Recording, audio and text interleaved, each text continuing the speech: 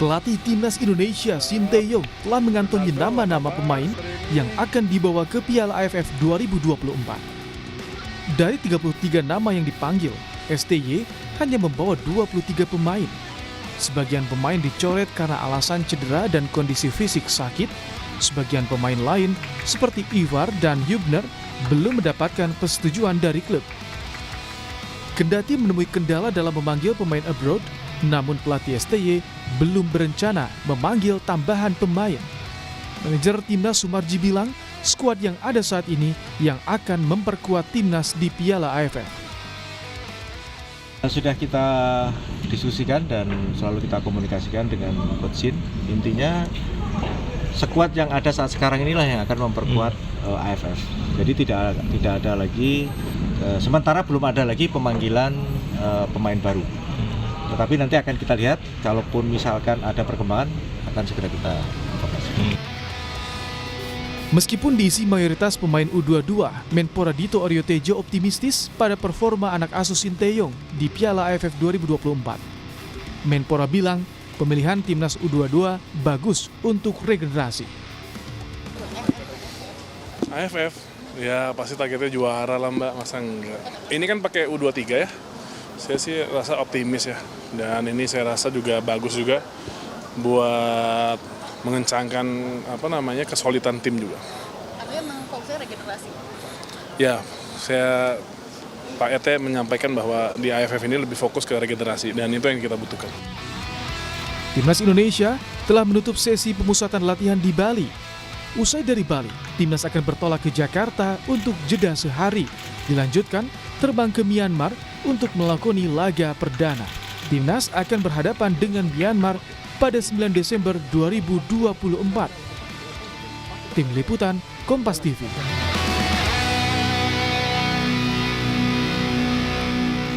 Pemusatan latihan Timnas Piala AFF di Bali telah usai. Pelatih Timnas Sinteyong siap membawa 23 pemain mengarungi Piala AFF 2024. Lalu bagaimana menjawab ekspektasi publik yang masih tinggi dan menunggu punya gelar Piala AFF? Kita sudah bersama dengan manajer Timnas Sumarji. Selamat malam Pak Marji. Ya, selamat malam. Assalamualaikum. Waalaikumsalam warahmatullahi wabarakatuh. Saya harus tanyanya kesiapan ke Pak Marji. Gimana nih caranya? Ekspektasi jelas lah. Siapa yang tidak ingin bawa pulang piala begitu ya Pak ya. Tapi kalau dari hasil lawan Bali United tadi kira-kira bagaimana? Sudah sesuai dengan ekspektasi Bapak?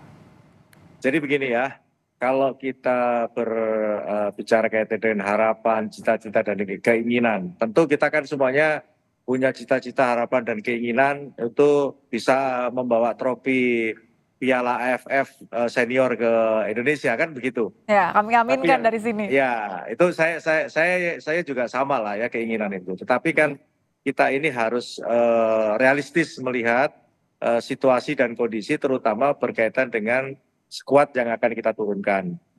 Dengan skuad yang kita turunkan diisi mayoritas pemain usia 22 tahun ke bawah, ditambah beberapa pemain yang boleh dikatakan senior pun juga ya belum begitu jauh dikatakan senior. Di antaranya ada Arhan, ada Asnawi, tentu kan ini juga bagian dari upaya-upaya yang kita lakukan. Kembali bahwa dengan kondisi yang ada saat sekarang ini, kita tadi juga melihat hasil daripada anak-anak uji coba melawan Bali United. Yang pertama melawan Bali United senior, terus babak kedua melawan Bali United yang boleh dikatakan youth ya.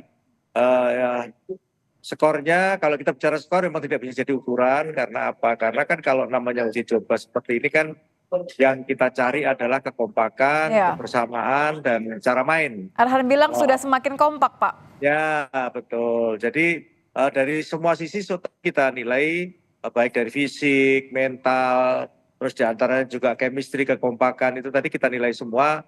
Memang kalau kita lihat dari sisi kekompakan, chemistry juga boleh dikatakan sudah meningkat cukup bagus. Tinggal sekarang kita bagaimana para pemain ini mentalnya dikuatkan kembali dan diisi dengan taktik strategi. Sehingga ketika kita nanti menghadapi yang pertama Myanmar, anak-anak betul-betul sudah siap. Karena kan pertandingan pertama itu kan namanya kita juga Ya, langsung tim kelas yang berat baru ini ya. kumpul, ya baru kumpul. Tentu kan ini juga membutuhkan chemistry kan. Nah ini penting sekali. Ketika nanti pertandingan pertama kita hasilnya bagus, walaupun boleh dikatakan lawannya Myanmar, tetapi kalau itu hasilnya bagus, pasti nanti berikutnya step-stepnya pasti akan bagus. Kira-kira Oke. seperti itu. Oke, jadi kapan berangkat ke Myanmar, Pak? Kita besok anak-anak jam 10 ke Jakarta dulu, kita stay sehari di Jakarta, lantas tanggal 5 kita berangkat semuanya ke Myanmar. Tapi kalau ngobrol-ngobrol dengan pemain, ini kan tadi Pak Marji ngomongin soal mental. Respon mereka sejauh ini gimana? Harus lawan tim-tim senior di AFF, mereka juga masih mencoba mencari kekompakan. Ya, jadi kalau kaitannya dengan itu, satu ya, kita tahu bahwa ini anak-anak ini kan walaupun boleh dikatakan usianya muda, tetapi kan mereka ini sudah boleh dikatakan sering kumpul, terutama TC cukup panjang. Rata-rata mayoritas diisi pemain U20 yang Piala Dunia yang nggak jadi itu. Sehingga kita lihat anak-anak cepat sekali itu nyambungnya, ya cepat sekali nyambungnya. Hanya cuman yang tetap harus kita perhatikan adalah dari sisi mental, karena sisi mental ini penting banget nih. Sisi mental itu harus betul-betul kita kuatkan kembali. Dengan demikian nanti pasti kalau mentalnya kuat, fisiknya juga tadi kita lihat juga sudah peningkatan juga cukup lumayan lah dibandingkan dengan ketika pertama kali datang. Ini boleh dikatakan ya membawa angin segar lah buat kita semuanya.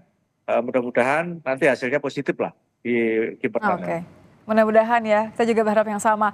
Kalau dari sisi pemain, artinya harapan pasti ada semua di sana. Tapi kan tidak bisa dilupakan ya Pak Marji, kalau 3 pemain abroad ini kan terkendala ya. Kita semua sempat agak khawatir juga. Akan ada pemanggilan pemain baru nggak dari senior mungkin di Liga 1? Sampai dengan tadi terakhir kita diskusi, belum ada penambahan pemain baru.